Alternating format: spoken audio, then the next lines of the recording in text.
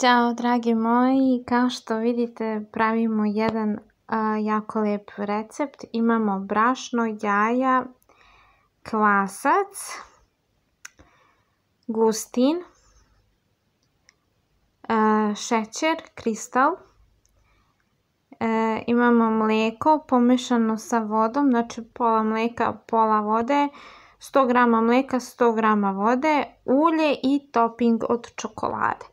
Što vam već nagoveštava da će to biti jedan slatki recept.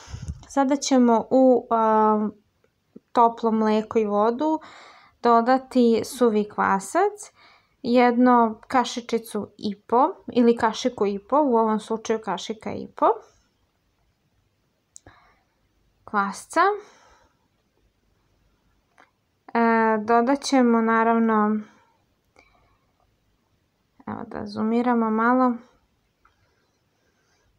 dodajemo tu kašiku brašna i kašiku šećera, sve ćete to zajedno izmiješati i ostaviti da kvasac počne da radi. Na kanalu nije bilo dugo nekog slatkog recepta, doduše ja izbjegavam da bude slatko, ali dobro. Kao što vidite ovdje imam jednog mog pomoćnika. U vanglu će moj pomoćnik staviti brašno. Sad tu ima jedna kašika. Mi smo to od prilike napravili smesu za ovaj naš recept.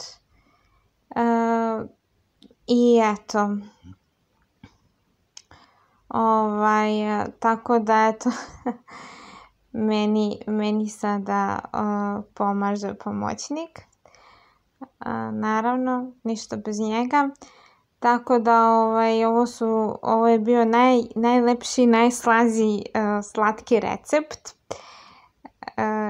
jer ga je pravio moj sin i mnogo mi je pomogao u ovome i zaista baš mnogo znači kad imate takvu pomoć u kuhinji. I mi smo tako otprilike stavili brašna, ja stvarno ne znam koliko je to bilo, negdje oko, ajde da kažemo 200 g brašna, eto to nešto otprilike. I sada eto on će to malo kao da promeša. I u to ćemo napraviti ovako rupicu, sipate malo gustina. To je isto tako, neka bude 2 supene kašike gustina. Kažem, sve to bilo otprilike. Nismo to nešto puno merili. To se sad ovako lijepo vidite kako to fino se promeša sve. Sad dodajemo jaje. U ovom slučaju imamo 3 jaja, ovo su domaća jaja. Vidite kako su to lijepa žuta, ako nemate domaća nije ni bitno, prosto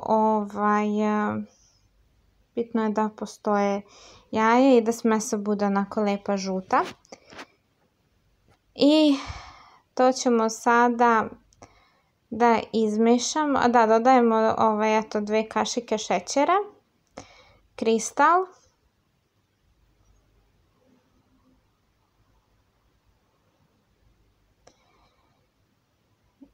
ulje, isto to nešto od oka malo.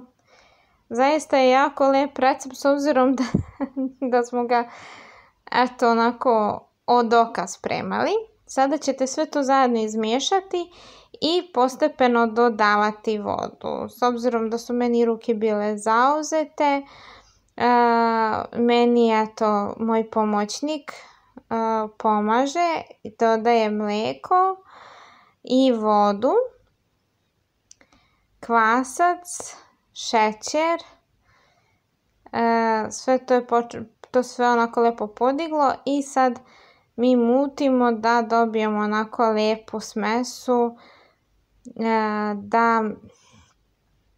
da može da se to napravi.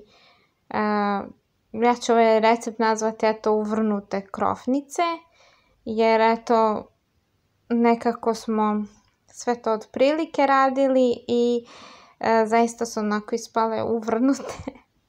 Tako da, a preslatke zaista su fantastične.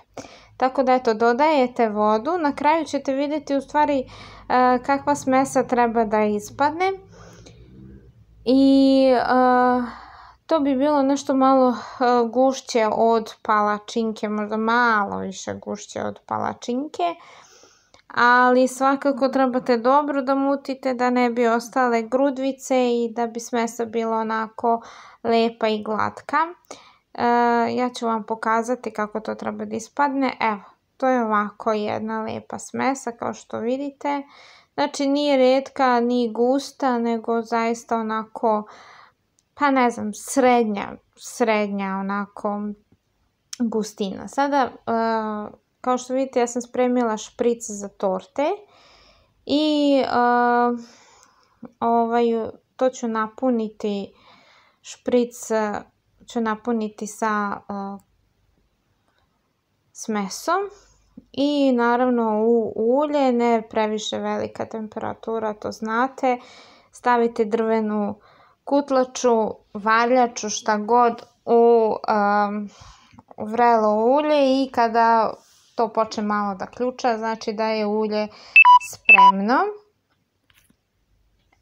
Kao što vidite, eto ja sad spuštam te krofnice u